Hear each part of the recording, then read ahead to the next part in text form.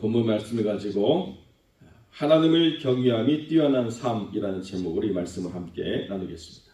오늘 본문의 말씀을 쭉 보면 이 본문의 말씀은 어떻게 이제 성이 완공이 되고 그 성을 지켜나갈 사람들을 세우고 각자의 임무를 할당했는가라고 하는 간략한 설명들이 거기에 기록되어 있고, 그 뒤에 7절부터 쭉 나오는 사람의 이름과 인원들은 느헤미야가 단독으로 기록한 것이 아니고 에스라 2장에 보면 똑같은 이름들이 반복되어서 기록되어 있습니다. 그러니까 이미 학사 에스라가 와서 미리 기록한 그 계보를 다시 확인하고 언급하는 그런 본문이 되겠습니다. 제가 이 말씀을 준비하면서 모르드게라는 이 사람 하나 때문에 어제 꽤나 많은 시간을 제가 허비했는데도 아직도 답을 못 내렸어요. 그렇지만 이제 어떤 학자들은 이 모르드게가 앞에 나와 있는 느헤미야처럼 에스더의 모르드게가 아니고 다른 사람이다 이렇게 기록하고 있는데, 왜 다른 사람인가에 대한 설명이 없는 거예요. 그래서 어제 막 책을 찾고 여러 가지 자료를 뒤지면서 이 모르드게가 에스더에 나와 있는 그 모르드게냐 아니냐를 가지고 좀 많이 시간을 보냈는데 정답은 없습니다만, 앞에 나와 있는 느헤미야라고 하는 이 사람과 지금 우리가 읽은 성경의 그 저자인 느헤미야는 에스라가 기록한 느헤미야이기 때문에 아직 예루살렘으로 돌아온 사람이 아니거든요. 그러니까 그 앞에 나와 있는 7절에 스룹바벨과 함께 나온 느헤미야는 그 느헤미야가 아니고 다른 사람인 것은 틀림이 없습니다. 근데 모르드게는 여전히 의문으로 남아 있어요. 아무튼 그 오늘 본문의 핵심은 그것이 아니기 때문에 다시 앞으로 돌아가서 이 말씀을 읽을 때 그런 부분이 있다는 것을 제가 설명을 드리고 다시 앞으로 돌아가겠습니다. 성이 건축이 됐고 이제 하나님 앞에서 모든 것을 완성한 이후에 노래하는 자들과 레위 사람들까지 세웠습니다. 이것이 성의 완성이라고 지금 느헤미야가 분명히 선언하고 있다는 거예요. 벽을 지어서 사람들을 거할 수 있게 안전하게 구조를 만드는 것이 완성이 아니고 하나님 앞에 예배가 서는 것이 성의 완성이라고 선언하고 있다는 것입니다. 아무리 벽이 잘 섰어도 문지기와 노래하는 자들과 레위 사람들을 세우지 않으면 그 성에 아무런 의미가 없죠.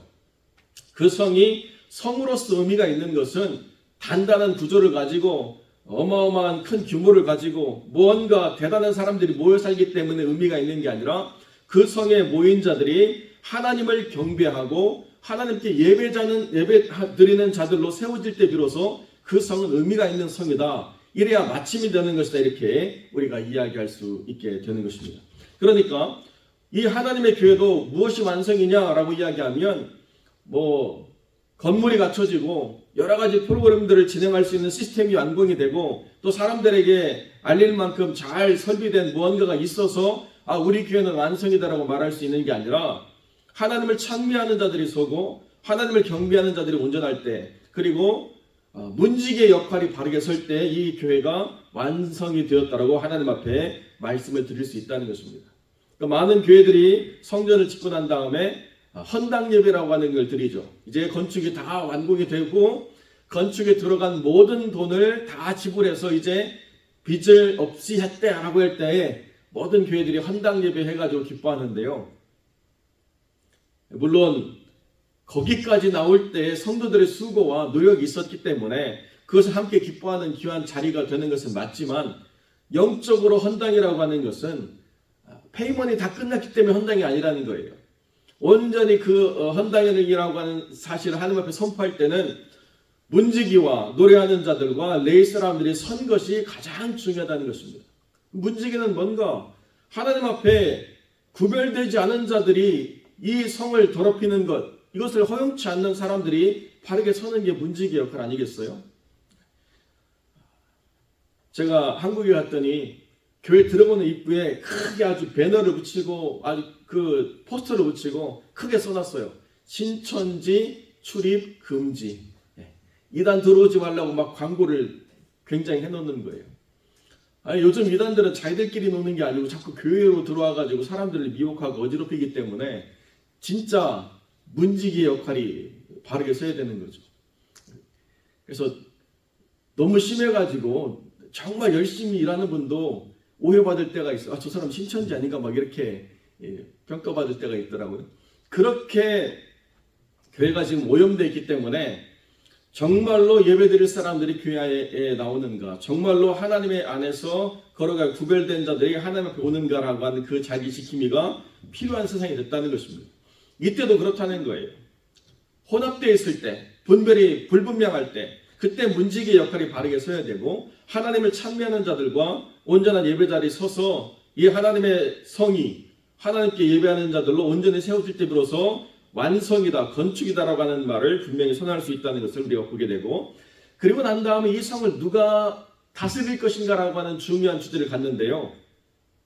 하나님과 하나냐라고 하는 두 사람을 세워서 이 성이 하나님 안에서 온전히 세워질 수 있도록 했다라고 이야기하고 있다는 것입니다. 하나님은 누굽니까? 느헤미야가 수산성에 있을 때 예루살렘으로부터 올라와서 그 성이 불탄 것을 전달해주고 다시 느헤미야와 함께 내려와서 그 성을 건축하는 데 열심을 냈던 정말로 신뢰할 만한 사람이죠. 하나냐만 충성되어 하나님을 경외함이 뛰어난 사람이 아니고 하나니가 먼저 그러한 삶의 모본을 보여주었다는 것입니다. 그러니까 예루살렘을 다스릴 수 있는 사람이 누군가라고 이야기할 때 충성된 일꾼, 하나님을 경외함이 뛰어난 사람이라고 하는 명확한 주제를 가지고 예루살렘이 섰다라고 하는 것을 분명하게 선언해주고 있습니다. 그 땅에 얼마나 많은 세력들이, 토착 세력들이 많이 있는 땅인지 우리가 그 전에 읽었죠. 도비야라고 하는 이 사람과 결혼을 통해서 맺어진 호족들이 계속 느헤미야를 위협하고 있는 그런 가운데 있습니다. 뿐만 아니라 나름대로 자기 세력을 이룬 사람들이 여전히 불순종과 자기의 소리를 높이고 있는 그런 상황들이 계속되고 있다는 것입니다. 알아달라고 이야기하는 거예요. 내 소리를 들어달라고 말하는 것입니다. 내가 원하는 것을 좀 해달라고 이야기할 일들이 얼마나 많이 있습니까? 사람이라고 하는 존재가요, 다 마찬가지예요. 알아주면 기쁘고 안 알아주면 서운하고 이런 마음들이 누구를 막론하고 다 있는 것입니다. 큰 믿음의 사람도 마찬가지고요. 다 그래요. 제가 예전에 추수감사절 진행을 할 때 여러분 각기 원하는 대로 이 강단을 한번 꾸며보고 싶다 해가지고 사무가 이제 잘 이렇게 세팅을 해서 각 가정이 가지고 나온 걸로 풍성하게 세팅했습니다. 뭐 배상자, 사과상자, 뭐 여러 가지로 막 이렇게 폴리 찼어요. 예배가 끝나고 나니까 자기 걸 또 다 가져가시더라고요. 다 가져가더니 사람들한테 막 다 나눠주고 뭐 먹어보라고 하고 막 이렇게 섬겨요. 그래서 이건 질서가 좀 필요하다. 여러분들이 가져오신 것까지 여러분의 것이고 나눠드리는 것은 이게 하나님께 드린 것이기 때문에 이것은 하나님께 드림이라고 하는 선에서 멈추십시오. 목사인 제가 또 필요에 따라서 나누고 베풀 수 있도록 그렇게 하는 게 맞습니다. 그렇게 말씀을 드리고 난 다음에 그 다음 해에 추수감사절이 됐습니다. 그러고 나니까요, 박스로 가져오던 게 낱개로 바뀌더라고요.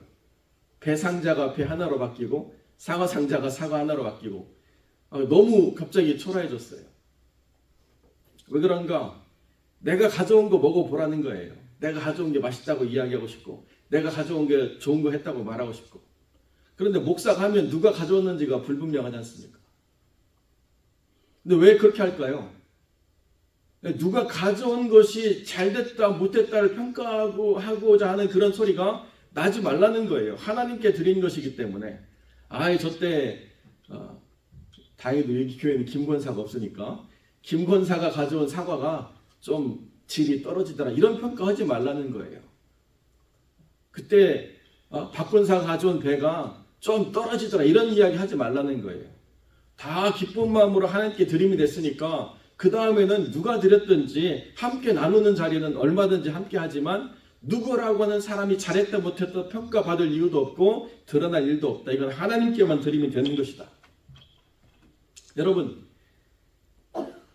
현대를 살아가는 사람의 마음도 그런데 모든 걸 포기하고 이 황량한 예루살렘으로 와서 그 삶을 일군 사람들의 마음이라고 하는 것은 얼마나 더 절박하고 얼마나 더 절실했겠습니까?